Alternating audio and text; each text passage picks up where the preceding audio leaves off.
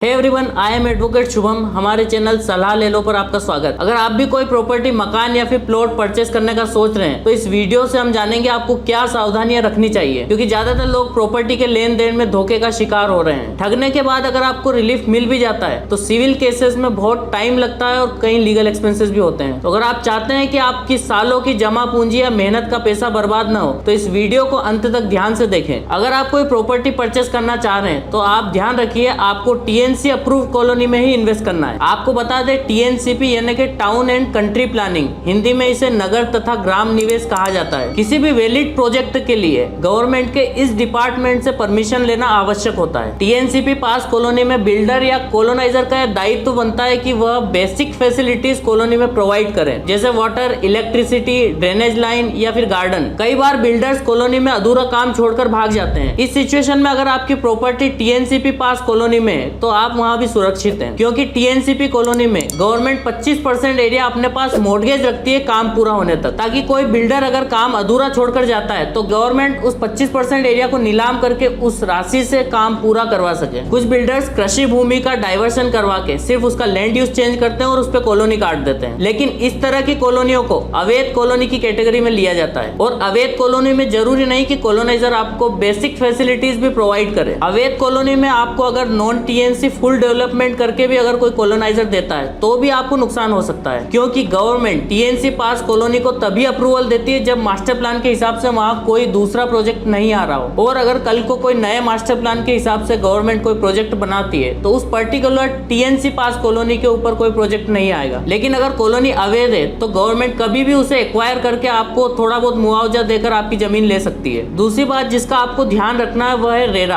आप जिस भी प्रोजेक्ट में इन्वेस्ट करने जा रहे हैं वो रेरा द्वारा रजिस्टर्ड होना चाहिए। गवर्नमेंट 2016 में real estate regulation and development act लाया था। यह एक्ट घर परचेस करने वालों की सुरक्षा के लिए लाया गया है, ताकि कोई ठगी का शिकार न हो, और अगर होता भी हो तो रेरा के थ्रू उसे न्याय जल्दी से जल्दी मिल सके। अगली सावधानी जिसका आपको ध्यान रखना है वह है सेल डीड। कोई भी प्रॉपर्टी पसंद आने के बाद आपको उसकी सेल डीड यानी कि सौदा चिट्ठी लिखनी होती है, और आप जो भी राशि का लेन देन करते हैं उसका सौदा चिट्ठी पर उल्लेख जरूर करें, या जो भी राशि आप दें उसकी रिसीविंग जरूर एग्रीमेंट पर लें। और उस एग्रीमेंट पर प्रॉपर्टी की समस्त डिटेल्स होनी चाहिए, जैसे कि ओनर की डिटेल्स, सेलर की डिटेल्स, अमाउंट और उसके डायमेंशंस। और एग्रीमेंट एटलीस्ट 2 लोगों के हस्ताक्षर के साथ 1000 रुपए के स्टाम्प पे जरूर बनवाएं। नेक्स्ट सावधानी जिसका आपको ध्यान रखना है वह जाहिर सूचना। आपने अक्सर अखबार में इस तरह से देखा होगा, कोई भी व्यक्ति प्रॉपर्टी की लेन देन करता है तो इस तरह से अखबार में जाहिर सूचना देता है। अगर आप भी कोई प्रॉपर्टी खरीदते हैं तो आपको एडवोकेट की मदद से किसी भी दैनिक अखबार में एक जाहिर सूचना जरूर देनी चाहिए। इससे यह होगा कि उस प्रॉपर्टी पर अगर कोई विवाद है